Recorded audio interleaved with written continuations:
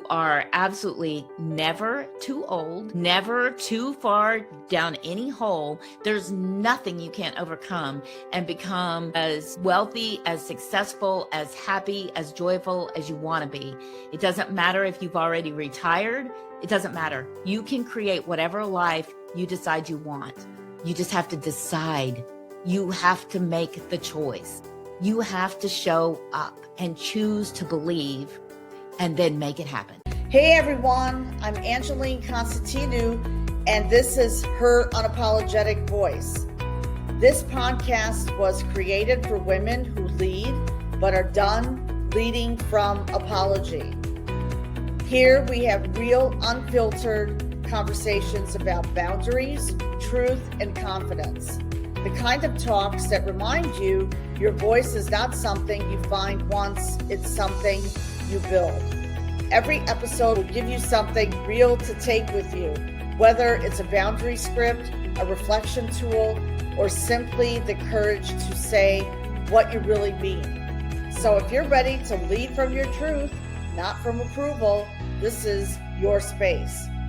Your unapologetic voice starts here. Hello, everyone, and welcome back to Her Unapologetic Voice, the podcast where we amplify the voices of women who have walked through adversity and chosen to rise stronger, wiser, and more aligned with their purpose.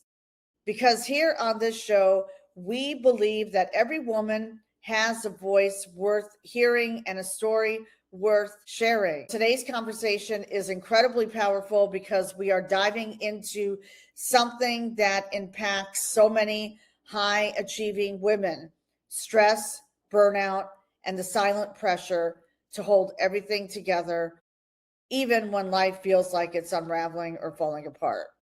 So joining me today is Dr. Lucette Beall, a transformational thought leader, #1 international best-selling author, keynote speaker, 7-figure entrepreneur, and founder of Your Extraordinary Life Institute. But what makes her story so compelling is not just her success. After building a thriving 7-figure veterinary practice from the ground up, Dr. Lucette faced a series of life-altering challenges that could have stopped anyone in their tracks: divorce, cancer, and financial collapse. Instead of allowing these moments to define her, she used them as the foundation for transformation.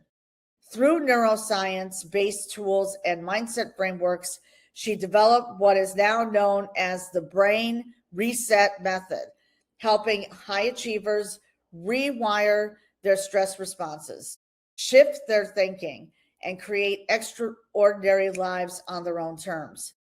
Today, she helps entrepreneurs and professionals move from autopilot to aligned action, combining mindset mastery, emotional intelligence, and practical strategy for lasting success.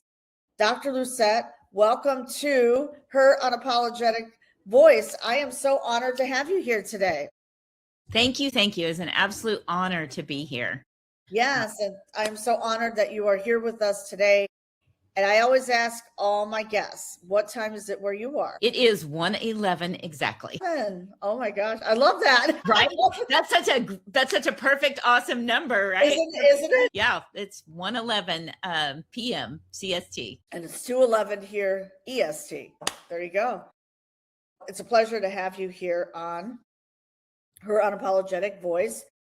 Let's talk about the turning point. You built a successful 7-figure veterinary practice, yet life brought a series of incredible challenges. What was the moment when you realized that something deeper needed to shift internally? What happened was I actually stepped out. My brother suffered a severe traumatic brain injury, and he wasn't supposed to live. Then he wasn't supposed to ever wake up from the coma.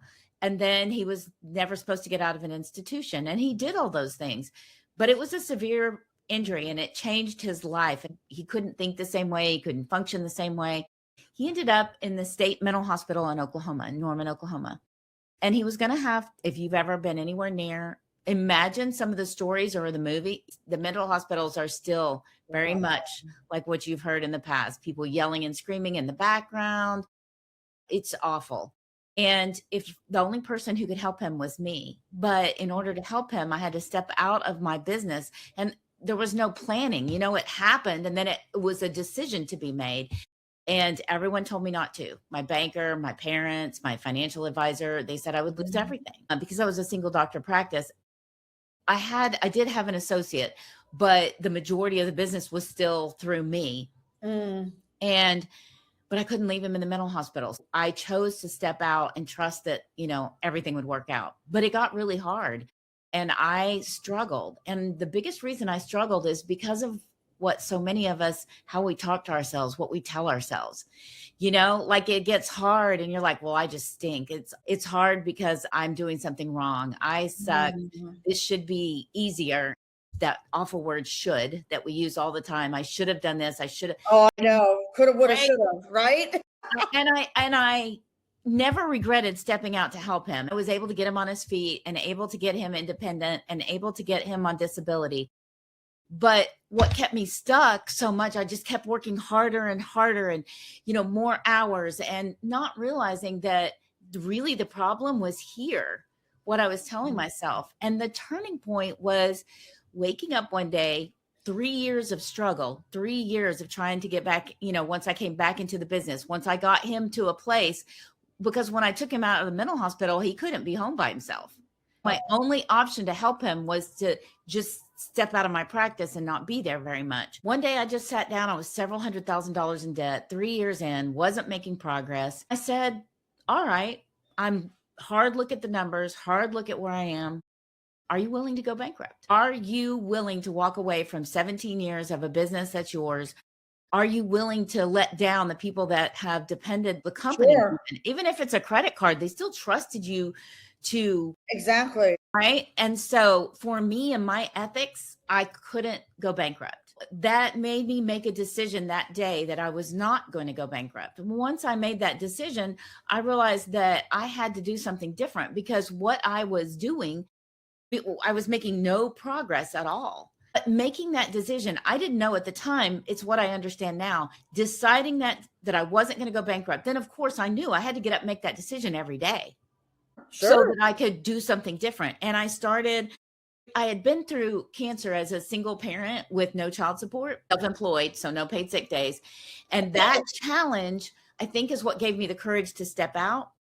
And some of the things I had learned there, I started reminding myself to use. But then I started really working at creating a morning routine that got me mentally in a better space. And then I started learning as I began to get results, because what happened was 3 years and several $100,000 in debt. And then once I made that decision, within 1 year, I was almost out of debt. Within 1 year, I had paid off several $100,000 in debt. And the main thing was changing what I was telling myself. What happens is now I understand the neuroscience. So much of what we tell ourselves without realizing it. And I see men do it too. But women, I think, have so much more pressure on us to do so many different things well. We learn to beat ourselves up. I mean, it's unfortunately, society still lives a lot from the outside in. And the way we're disciplined, the way we're taught to please other people and to look right. And then we beat up on ourselves. Well, that really stunk. Well, you never do good at this. Well, you always do that.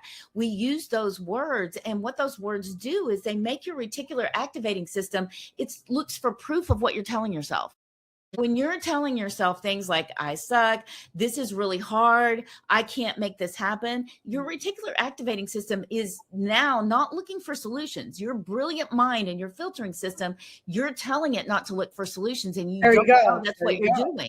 Right. And so it's looking for proof that you suck, that you can't do this, that you always do that. It brings up all this other stuff, and it keeps you stuck in that loop. We have to have tools to help us break that loop and change our brain chemistry, because that loop raises your cortisol, lowers your dopamine, serotonin, oxytocin, which all are chemicals that help your brain be more creative and keep your cerebral cortex looking for a solution. Most of us use 10% of our list of our brain all the time. Like, we can be smarter by understanding how that loop works and changing it, because one, your brain becomes sluggish, the higher the cortisol is from stress and anxiety. And what you're telling Right. yourself is increasing that stress and anxiety, right? Mm-hmm. The higher that cortisol is, the lower the other chemicals are, the more your brain is stuck in this loop of looking for proof of what you're telling it. Exactly. And so you can't see solutions that are right in front of you. We don't realize we're doing it to ourselves because we're not taught that. Right, exactly. We've been taught to people please. We've been taught to shrink ourselves. And we've been taught to talk to ourselves that way. And when we talk to ourselves that way, we let other people talk that way to us. And you know why? Because you're attracting that. Yeah, because of what you're telling yourself. Well, it feels normal. You're doing it to yourself so much. It feels normal. You accept other people doing it to you because it feels normal. And we don't know that in order to change any of that, we have to change us, change our loop. But if we can just understand the loop, because what happens is we also judge ourselves for judging ourselves. Well, it's your fault. You're doing it right. And we don't even know. I think understanding the loop gives us so much freedom to go, this isn't happening to me because God is punishing me or the universe, or because we say it to ourselves so many times, and other people will tell us this too.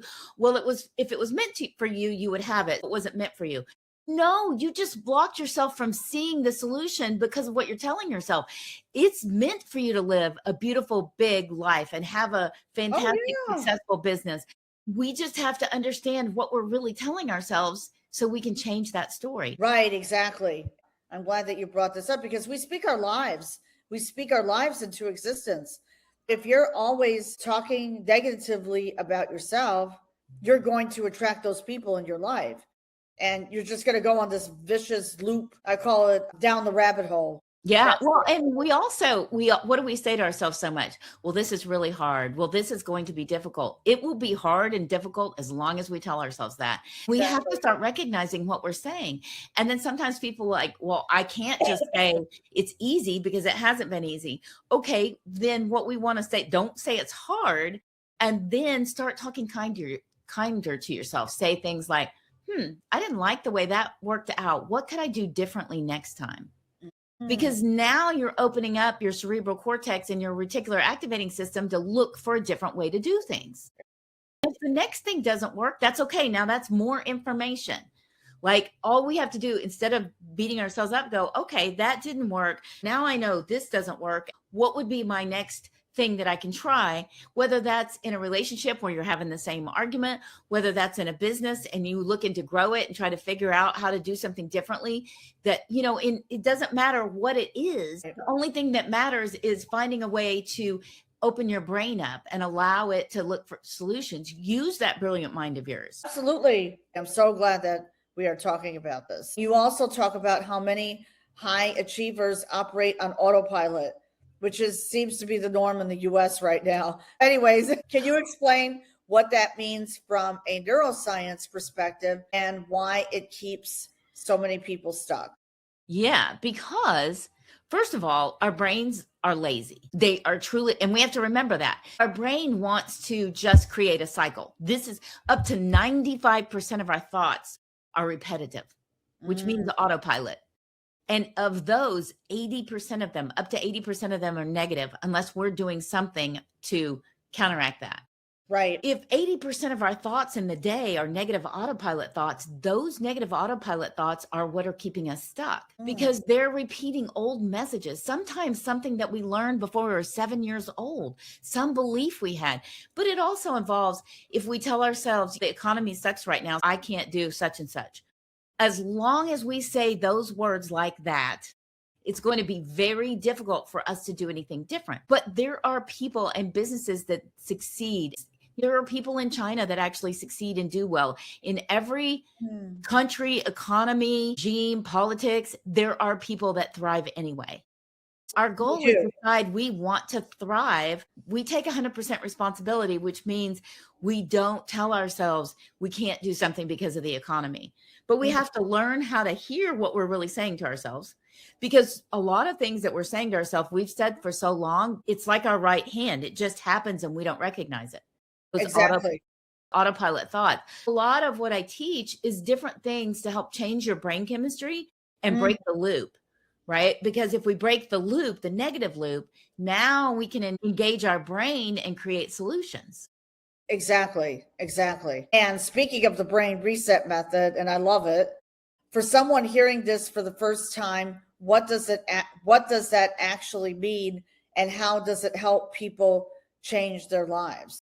Because our brains, as we talked about, are, if we're not doing something about them, they're programmed. They've got these 95% autopilot repetitive thoughts. If I want to create a successful business that is something I haven't done before, I got to up level my game and my thoughts. So I got to choose to want to have more control and not, and I don't know about you, but for many, many years, I didn't understand that. I thought whatever my brain thought was fine. I know, me too. I just thought whatever it was is whatever it was. Yeah. I had no idea that basically I was choosing by default, and I could get to choose on purpose and change that. Once I understood that, that's how I was able to go from almost bankrupt to almost out of debt in a year, and by another year have $1 million business. And what seemed slow at first, because at first I'd get up, I'd do my morning routine, I'd be in a great space, I'd get to work. Well, within 5 minutes, there's a creditor calling, or there's a problem where I got to figure out how to solve it without a lot of money yet.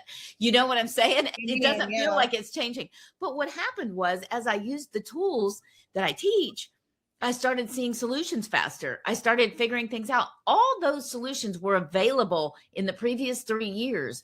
But because of the loop, because of what I was telling myself, because of how I was feeling about myself, and so what I was telling myself and how I was showing up, all I could see were the problems. You know, I would walk in the door and I would notice everything that was going wrong. Once I really got momentum and changed things, I walked in the door noticing everything that was going right. And out of that, then more ideas and solutions, not only just me, but my team, because you are so powerful. Even if you're not the boss, if you own where you are and you decide, this is how I'm going to feel today, and nobody can change that for me, because I don't have to carry anybody else's baggage if I make that choice. And what that means is, if somebody's yelling at me, somebody's upset with me, I don't have to yell back. I don't have to have, they're having their no good, very bad day. I don't have to join them in that party.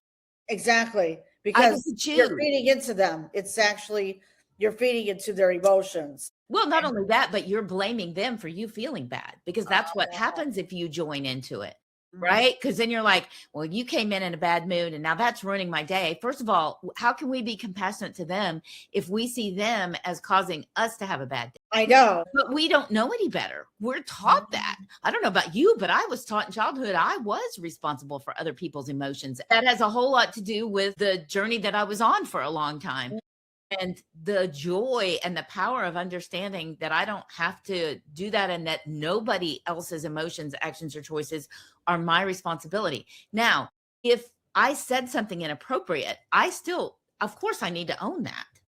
Sure. But I don't have to carry their emotional baggage with it. There you go. Absolutely. And I've learned not to carry emotional baggage. What a gift, right? Huge gift. Absolutely. Because when you carry someone's emotion, it weighs you down.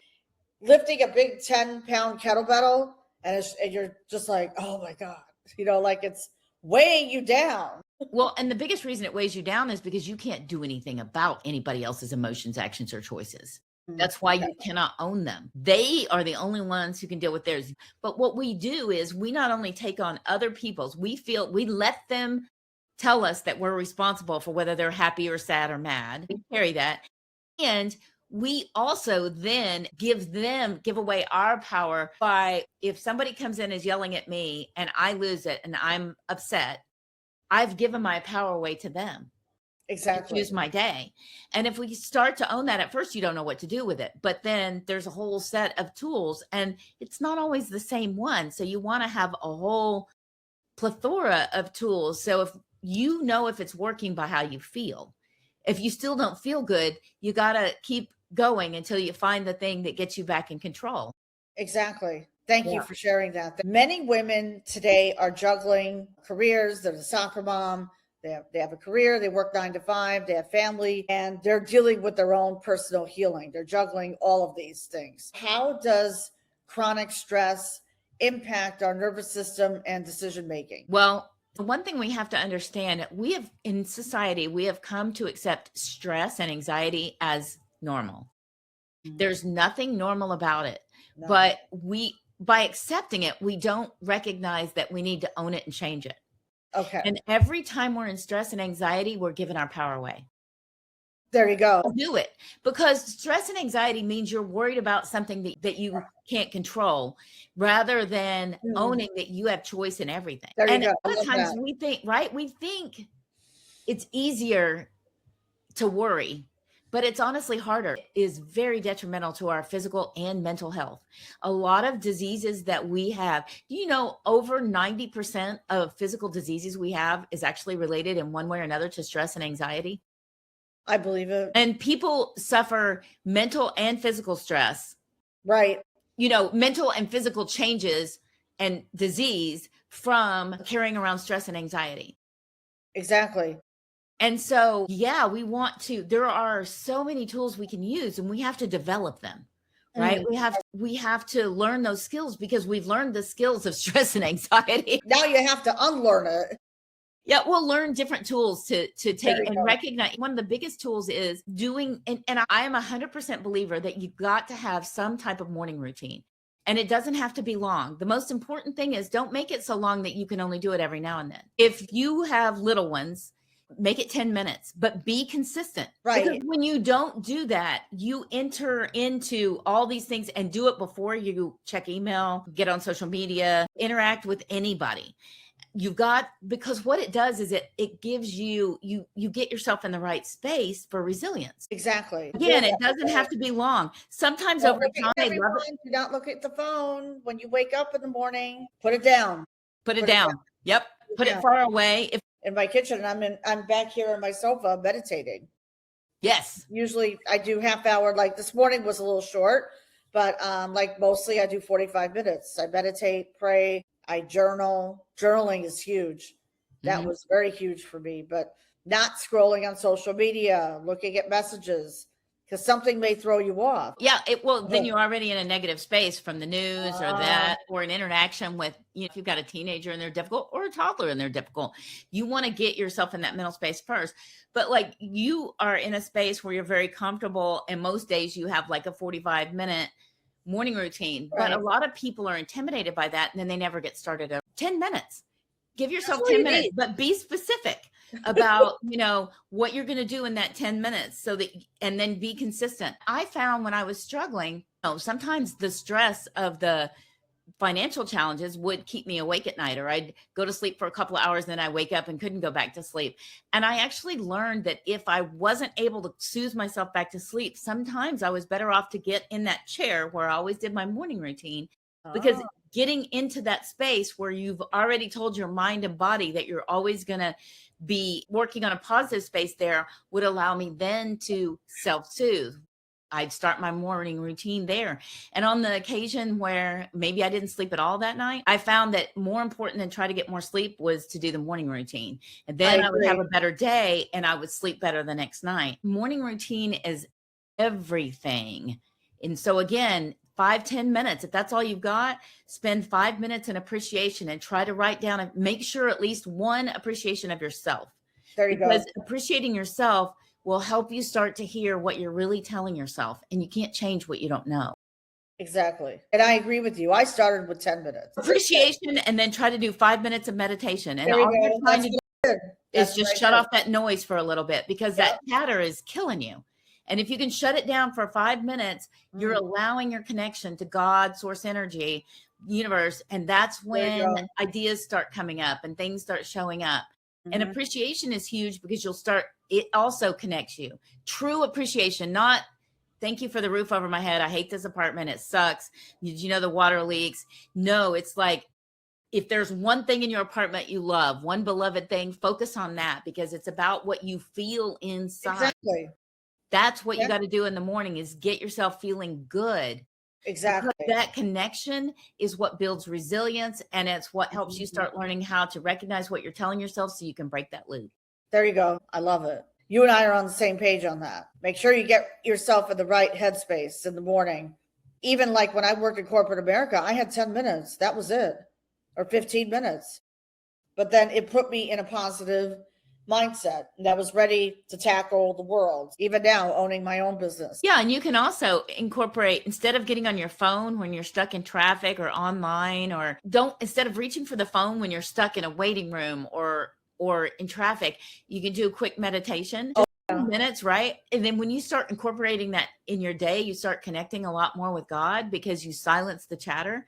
Whereas getting on social media oftentimes actually takes you in the opposite direction. It does. It does. You know why? Because comparison. You start comparing things. There's negative stories on there. You want to be in touch. And I have a lot of friends that my easiest way to keep up with them. But my thing with social media is actually planning when I'm going to be on and for how long. And I really don't want it. I've taken the time to notice, if I spend too much time on social media, even in the evenings, I'm done with work, I'm free, I just don't feel as good. And so I want that window to be short and I want to do other things. And I actually have a little bit of an evening routine now because I noticed that the weight of the day can make you not feel as good in the evenings. Tell us about that. Yeah, dreaming is a really important part of changing your life. And so if we go to bed in a negative space, I think it's easy when you work for yourself too, to at the end of the day, because we never can finish our lists, right? I agree. It's important to choose 3 things that you want to accomplish in the day and accomplish them early in the day. And then do your little things in between. But it's important to then, for me, I found how much my business explodes and everything going well is at the end of the day, take time to journal what I'm proud of myself that I accomplished during the day. Well, there you go. And if there's a particular affirmation I'm working on, repeat it in the evening as well as in the morning so that I go to bed feeling in a really good space, like I did when I finished my morning routine in the morning. And what I was finding without doing that is the weight of the day. And I was shooting myself like, I should have got that done and I should have got this done. And I'm not noticing all the great things that I did. And that affects our confidence. It affects our brain chemistries. Then we're going to bed with our stress level up and our cortisol up, which affects how well we sleep, what we dream. And a lot of the dreams actually increase what's flowing to you the next day, how you wake up. Right? If you go to bed and you've done this should have thing to yourself, you're problem oriented, you wake up already worrying about the problem. Exactly. Spend your whole morning routine trying to get yourself out of that in a good space instead of waking up in a good space and then getting in a better space in the morning routine. Love that. I love that. Because guess what? Because at night I'm doing that. Like I'm doing a meditation tonight, sound healing. That will get me in a better state for tomorrow, not carrying what happened today into tomorrow. After this meditation is over, I'm going to journal at least 3 things that I'm grateful for. It's just like, oh, now I feel so much better. You feel like the weight is off your shoulders. But if you're not doing that at night, which is a good point, it takes 21 days to form a habit, you can do it. So if we can do it, everyone, you all can do it too. Start with the morning routine, but if you can find a way to do a little bit at night too. And what that does too is it lets you set up. One of the biggest things we do is we don't allow ourselves enough sleep. Well, that affects our physical health as well, and it affects our resilience. Your brain doesn't function as well without enough sleep. And I work some ER shifts, and sometimes those are overnight shifts. I'm extremely conscious of that, and it has made me be a lot more conscious about how to juggle sleep before, how to juggle sleep after, caring about sleep every other day, because if not, it can really affect your attitude, which then affects your mental and physical health. Exactly. Especially for women. Like some men will say, well, we do the meeting after the meeting. Then it goes into 12:30, 1 o'clock in the morning. There's no way I could do that. There's no way I would do it. Men are wired differently than women. Wouldn't you say that? For sure. Although men still, as far as physical and mental health, still need to get enough sleep. Good. I'm glad you said that. Yeah. Yep. Absolutely. Let's talk about the reverse, reframe, and rebuild framework that you also created. Can you walk us through how someone can use this process when they feel stuck in a setback? Yeah. So I'll give you a basic overview because it kind of now fits into my brain reset method. But reversing is we are taught to live from the outside in. A lot of what we're thinking that's really hurting us is the way we've been taught to think. And so just You may tell yourself something along the lines of, well, I'll use a basic thing that many people say that's easy to see because there's not emotion in it. I'm bad at math. I'm terrible at math. Now, a lot of times we learn this from some teacher in second grade or third grade or fifth grade or somewhere. And of course, for the most part, they only teach it whatever math you're trying to learn one way. And we have brains that work in millions of different ways. And so, but if you have in your mind, you've already told yourself for 30 years, you're not good at math. Maybe you wanted to be a profession that required math. If somebody taught you, and so you believed that you weren't good at math, you can't do the profession that you want to do. We want to reverse and reframe that. But the problem is that you cannot go from 30 years or 5 years or whatever of that rut that's always telling yourself you're not good at math. Because what's happened is you tell yourself you're not good at math. Now your reticular activating system looks for proof that you're not good at math every time you had a challenge. And so it reinforces that belief that then reinforces those thoughts. You got to know that first, because just because you've been telling yourself that doesn't mean it's actually true, but your brain has been looking for all the proof that it's true, which is why you still believe it. You can't go from telling yourself that to making an affirmation, I'm great at math, telling yourself to write that 20 times every day. You're never going to feel good at math doing that because you don't believe it. Because your brain has been looking for proof that it's not. How we have to do reframing in a situation like that is more of a series. There you go. Reframe. It starts with, do I even know when I was told that I wasn't good at math, when I started to believe that I wasn't good at math? You don't have to know that, but then you go, what would happen in my life if I could be good at math? What would my life be like if I could be good at math? And now we want to start to imagine, what would I do if I was good at math? What would I do? Would I choose this profession if I was good at math? Would I go on this trip? Would I apply for this certain job if I knew I was good at math? And as we do that, our reticular activating system starts looking for, well, what would you do? What would your life be like? You create imagination. As you do that, now your reticular activating system is actually filtering for, how can you be good at math?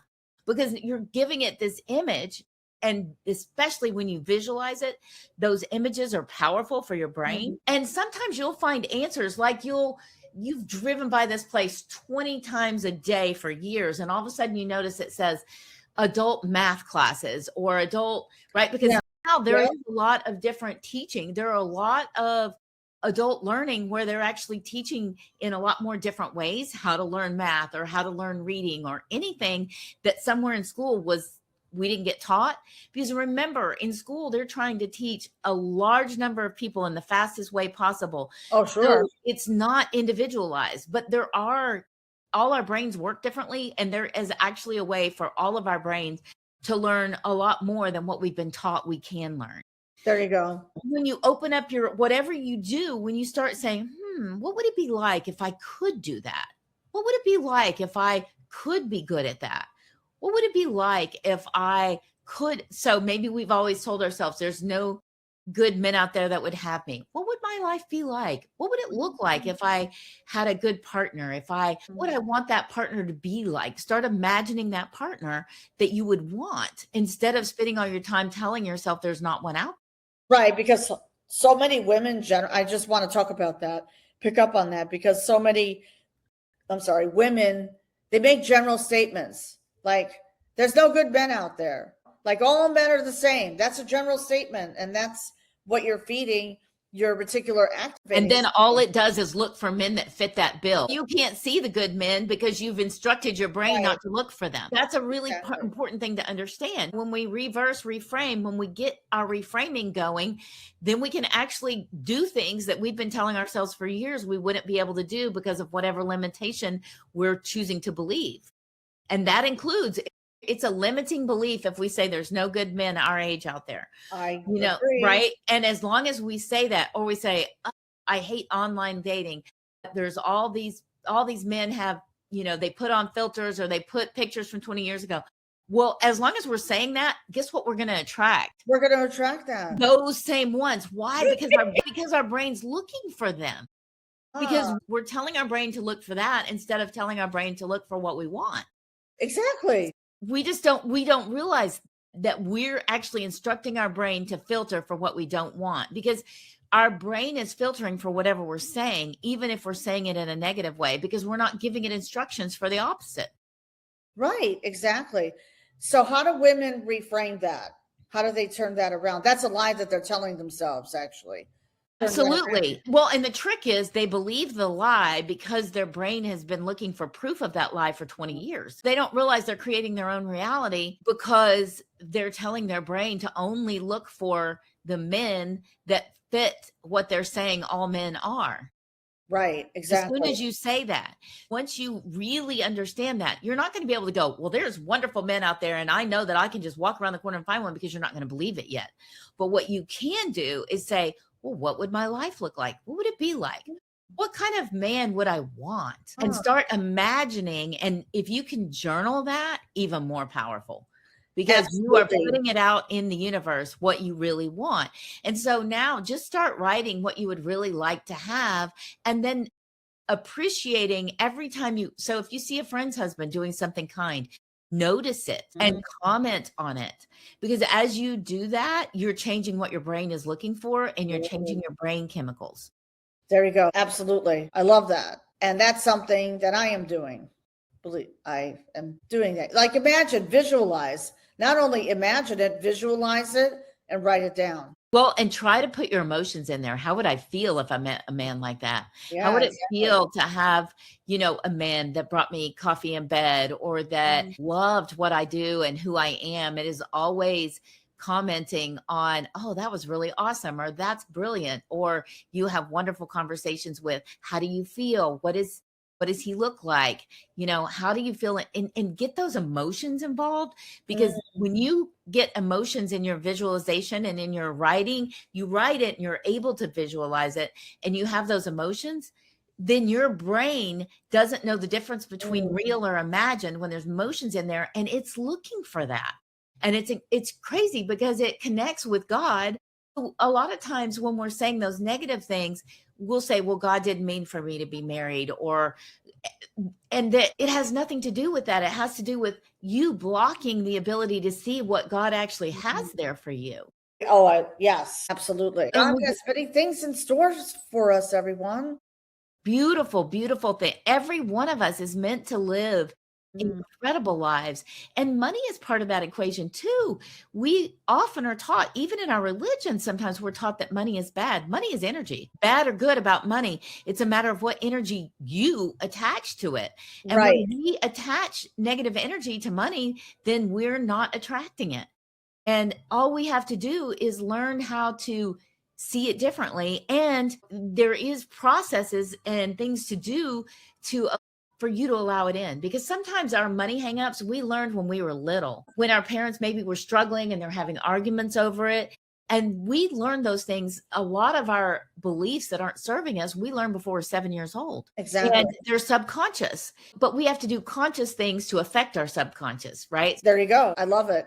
And so many women listening to this podcast are rebuilding their identity after divorce, trauma, or major life transitions. How do you begin rebuilding self-trust when life has knocked you down?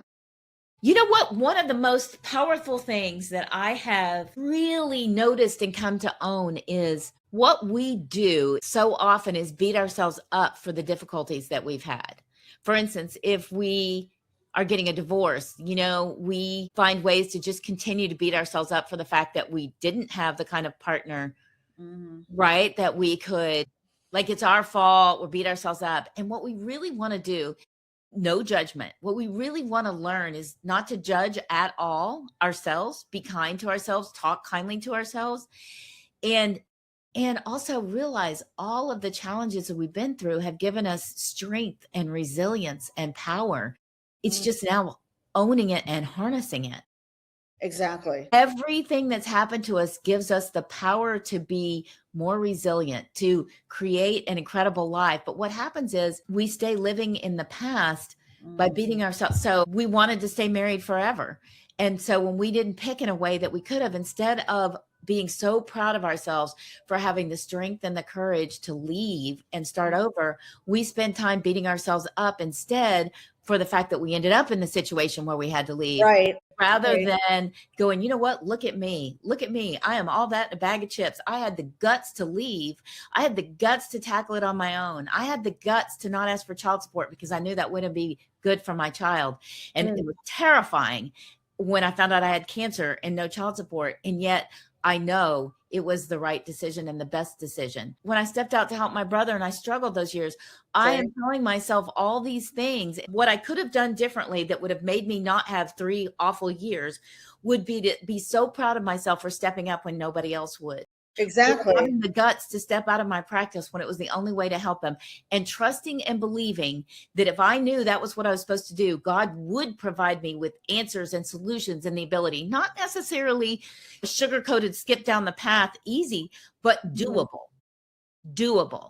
And Exactly. I wasted 3 years, but in all honesty, I don't regret those 3 years. Wasted really isn't the right word at this point, because when I could view those 3 years of struggle and difficulty versus 1 year to get almost out of debt, then I knew I was onto something. I knew I had a system. And then my goal was to be able to recreate the system first for myself. All right, more than once, I've been able to rise like a phoenix from the ashes, but I don't want to keep rising like a phoenix from the ashes. Grow and know how to create and know anytime a challenge is coming, that it's just a big fat opportunity for something even greater to come. There's no challenge that can't be an opportunity, but it's up for me to own that, for that to be able to happen.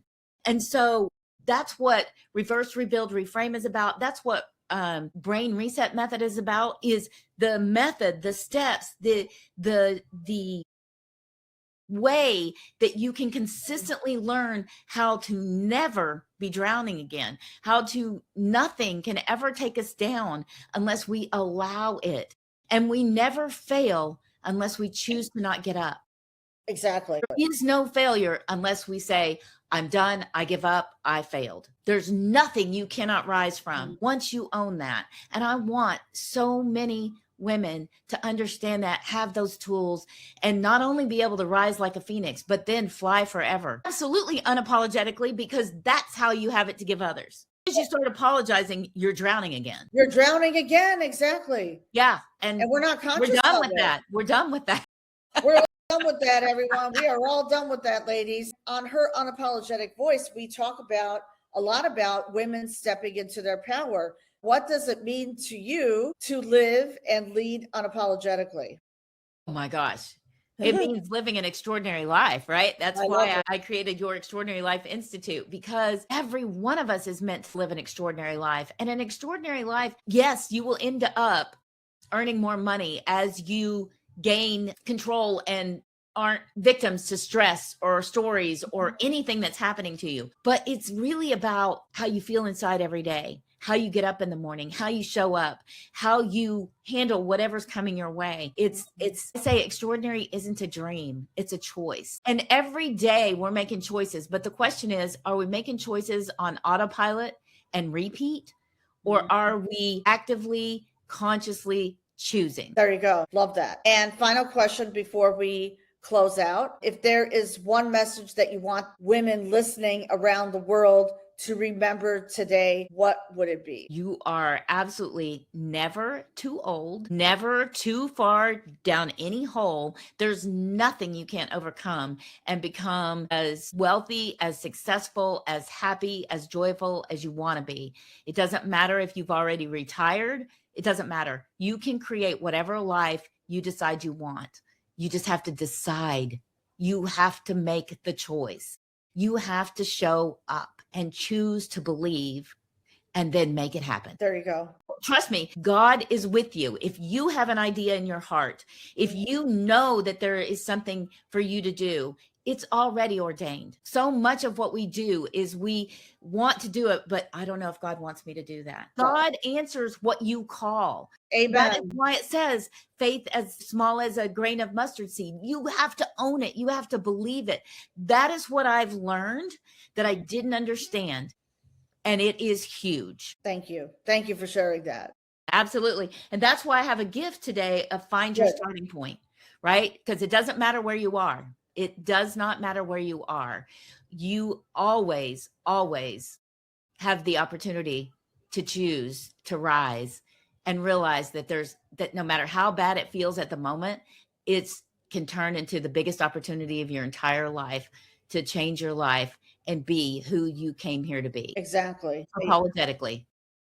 Unapologetically. And to connect with Dr. Lucette, you can contact Dr. Lucette at drlucette.net. Yep. You can go to my website and we do have Find Your Starting Point, a free download that just helps you with clarity and owning the space where you are right now. Because the one thing you have to do to start is you have to own where you are. If you don't know where you are, you don't have any way to make choices, conscious choices to move. And so many times what we do in that moment, we start beating ourselves up for where we are. And then it becomes so painful that we won't acknowledge it and own it so we can move forward. And so I want to encourage you to be kind to yourself, because it doesn't matter where you are or how you got there.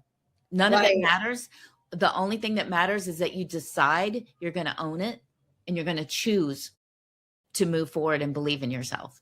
Exactly. And on that note, Dr. Lucette, your story is such a powerful reminder that the moments that break us can also become the moments that rebuild us.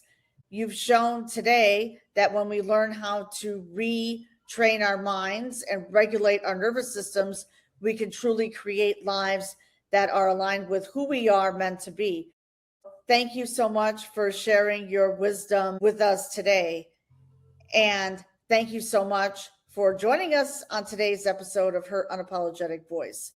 If today's conversation inspired you, please take a moment to subscribe, rate, and share this episode with a woman who needs to hear this message today.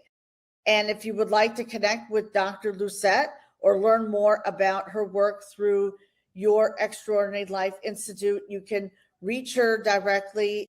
And I put all the links will be in the show notes, Dr. Lucette at drlucette.net. And remember that your voice matters, your story matters, and you deserve to live a life that is fully aligned with who you truly are. Until next time, keep showing up boldly and unapologetically. And this live is coming to a close. Everyone, have a beautiful day. Thank you for listening to Her Unapologetic Voice. Every conversation here is meant to help you build confidence from the inside out and find strength in your own words.